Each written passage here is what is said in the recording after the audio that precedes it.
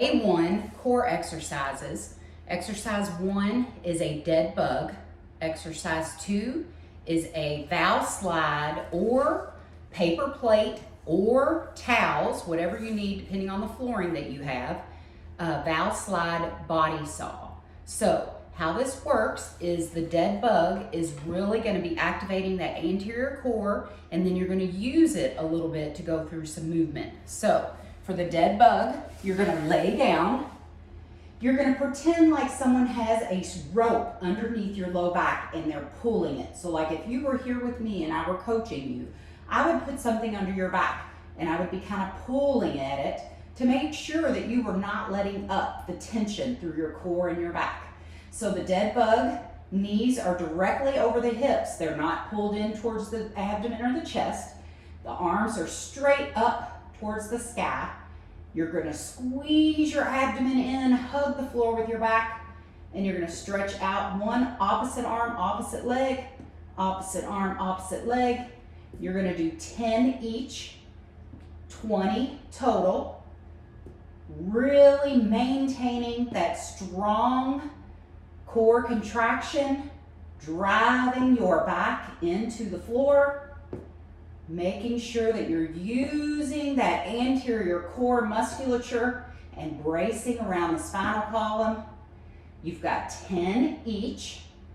Then you're going to roll over, and if you are on carpet, you can use paper plates or valve slides or furniture movers. You can just purchase them at a hardware store. If you're on hardwood or tile, you can use towels. You're going to take the valve slides and put them on the carpet.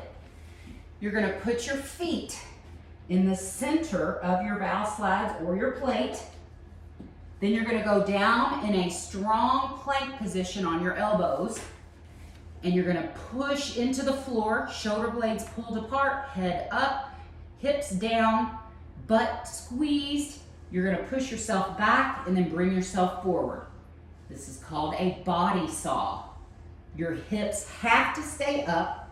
You have to be keeping that contraction in your abdomen, like you're trying to draw your hips towards your rib cage, and then you don't let that tension up.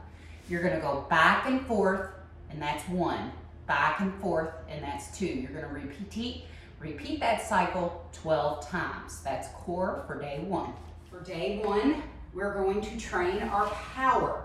Power is that ability to generate a quick burst of energy or strength.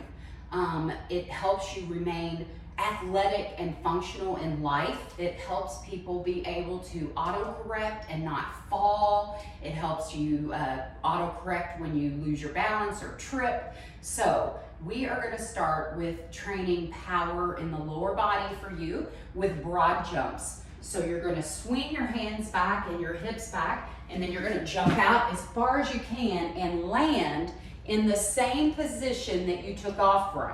So I'm taking off in this athletic, hinged back position.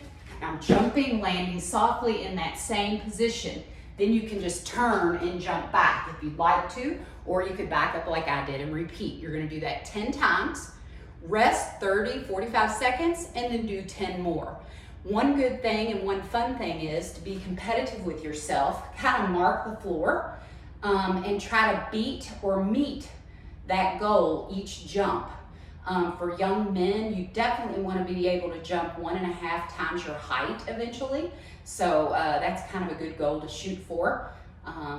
At least your height, for sure. I'm not quite sure how tall you are, so I don't want to make you shoot for something that's unreachable, but you want to at least be able to jump your height.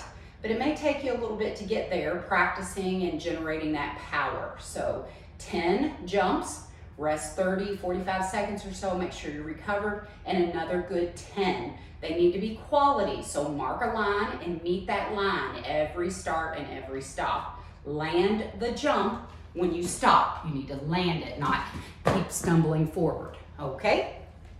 So a great option to train our posterior chain, our glutes, our hamstrings, our upper back, and even just learning to brace through the lumbar back is a deadlift. A lot of people at home do not have kettlebells. They don't have the ability to load up a bar. So I'm going to start you with what's called a Romanian deadlift. What this is a top-down approach. So you will pick two fairly heavy dumbbells, but you're gonna build up as you get there. So generally I'll do these with about 40s, maybe 45s, but I've been at this for quite a while. So you're gonna hold those weights, shoulders blades are gonna dial down and back like you're tucking them in the pockets of your jeans. Your hands are just a lever arm holding the weight. You are going to slide your hands down your thighs to where your hands just pass your knees. You should feel your hamstrings and butt light up. Then you're gonna squeeze them, stand up tall. So we're gonna drop down, squeeze, drop down, squeeze. So you've got 10 Romanian deadlifts, training that posterior chain. Act as if you are squeezing a ball or towel under your armpits. That's how you gotta keep that weight back and close to your body. If you reach away from your body during a Romanian deadlift or a deadlift, you are causing a strain on that low back area. We don't want that. We want to be using your glutes and hamstrings to move and lift the weight. So that's the first exercise in your strength set 1. The second exercise is a floor press, an alternating dumbbell floor press. This is really good. It's like a bench press, but it gets a lot more tricep involvement. You're gonna lay down in this hook lying position, just that your legs are kind of hooked down onto the floor. Your back is nice and flat, head and shoulders are relaxed. You're gonna press both bells up to the sky, bring one down, back up, then the other down and back up. That's 1. Bring one down and back up, then the other down and back up. That's 2. When you bench press, whether you're on a bench or the floor, you keep those shoulder blades down and in contact with the floor. A lot of times I'll see people overreach like this, where our shoulder blades lift up. You do not want that. They are dialed in and down. You're gonna bring one down and up, the other down and up. When you are doing a floor press, I do want your entire tricep to lay on the ground before you press back up. I have you doing an alternating just to do more time under tension and get a little bit more work in, because that arm that's stabilizing up is still working. So that helps when you don't have enough weight at home to really challenge the load. And then your third movement in your strength set 1 is a side lying diagonal reach. And this again is a mobility drill that's an active rest. It's a way to build in some mobility during your workout. So you're gonna lay down on your side. Your top knee comes above hip level. Your bottom leg is straight. You stack your shoulders, so you don't want to lay sloppy. Stack your shoulders nice and straight, and then you're going to reach forward just a little bit, and then come and reach open and away from you at a slight diagonal movement. Not letting your shoulder or your knee come off the ground there in the front. So you're gonna do 5 on one side, and then you'll roll over, and I'll show you it from the other way. Bottom leg straight, top knee above hip. Stack those shoulders nice and strong. Reach forward, come open into that diagonal movement. Reach forward, come open into that diagonal movement. So you're gonna do 5 each side, not letting this bottom knee come up, and making sure you're staying stable through the lumbar spine. We're trying to get rotation through that upper back. We spend a lot of time nowadays in flexion, where you're over a computer or you're driving. You'll notice as we age, gravity pulls you down. You'll see elderly beginning to walk hunched over. You don't want that. And how we counteract that is with exercising the pull position in rows, and doing mobility work to open that thoracic spine and stretch out your pecs. You'll see when you go back to the foam rolling video, there's a little movement at the end there where it's helping you open up your chest. These are things you need to do, especially as a male, because men tend to press, bench press, curl. We've got to get you into extension to keep you upright and have you looking good in your posture. All right. Strength set 2 for you is again 2 to 4 sets of 10 reps each. Our exercises are a lateral lunge, which are very, very hard. Men particularly think they're really, really hard. And a 3-point row paired with a mobility drill. So your first exercise is that lateral lunge. You can do these body weight, or you could add weight. I'm gonna show you both. So body weight, you're stepping out, you're kind of hinging over and you're trying to drop your butt to the heel of the foot that you're stepping out to. So we'll come closer to the camera. I'm stepping up, so the leg you're stepping away from stays straight. If you want to load that, you can do so a couple different ways. You could load goblet style. So this is a goblet load when you hold something here in the front. Just know that that's going to be challenging the core quite a bit more. And you gotta fight to keep that back up, which can be a good thing, really working on core stability. You can also do contralateral loaded weight to the floor. Now, the one thing here is make sure you don't start reaching for the ground with that weight, because you don't want to fold over. You want to stay up tall and be using your glute and your hip to get down towards the ground. You'll do 10 each leg, take about a 30, 45 second break, then you're going into a 3-point row. I happen to have a bench. If you do not have a bench at home, you can use the sofa, an ottoman, you can use a step ladder that's high enough, because I don't want you too far bent over.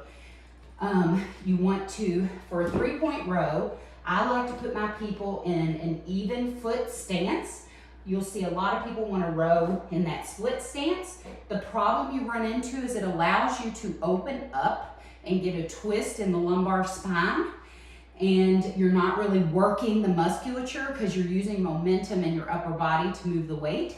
So for this purpose, we are going to put you in the feet even position. You're hinging back, back is flat, relaxing through your neck and shoulders. One arm's going to be your post, the other arm's going to pick up the weight.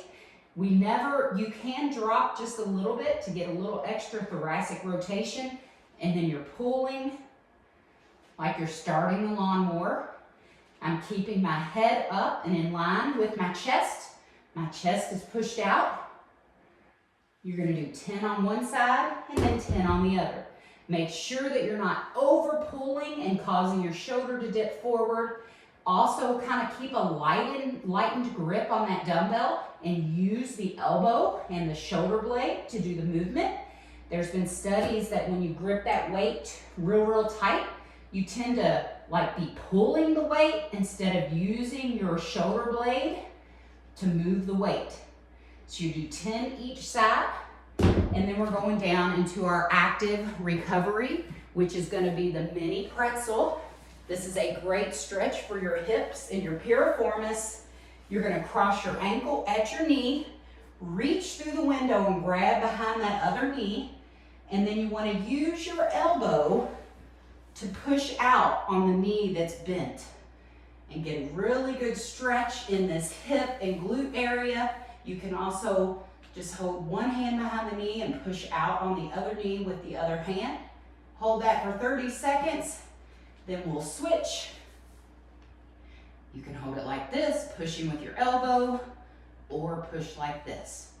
Really getting a stretch through those hips. You'll hold it 30 seconds each side, and then you're back at the top of strength set 2. So with your strength workout, you do all the exercises in strength set 1 for the number of sets that you want to complete that day.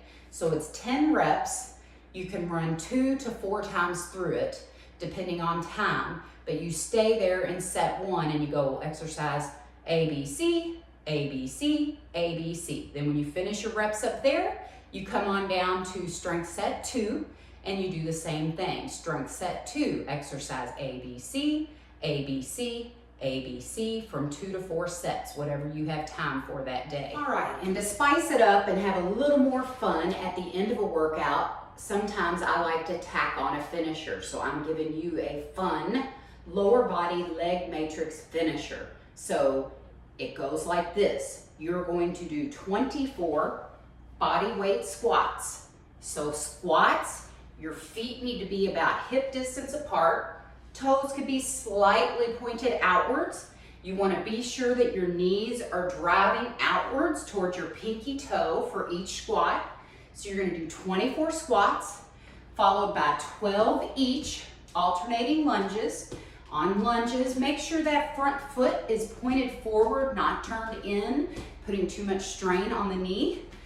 Really use that front foot to drive through the floor and pick yourself up. You've got 12 each leg. Then you're going into 12 split squat jumps each leg. Oh yeah, don't start cussing me yet. Then you're gonna switch, you got 12 on the other side. And then you're finishing with 12 jump squats. Be sure you're landing softly on those jumps. So that is called the leg matrix. It is a burner. It's gonna feel good. It's gonna turn up the heat, get your heart rate on. You can do that 1 to 3 times through if you're a masochist. So good luck with that. Day 1 workout complete.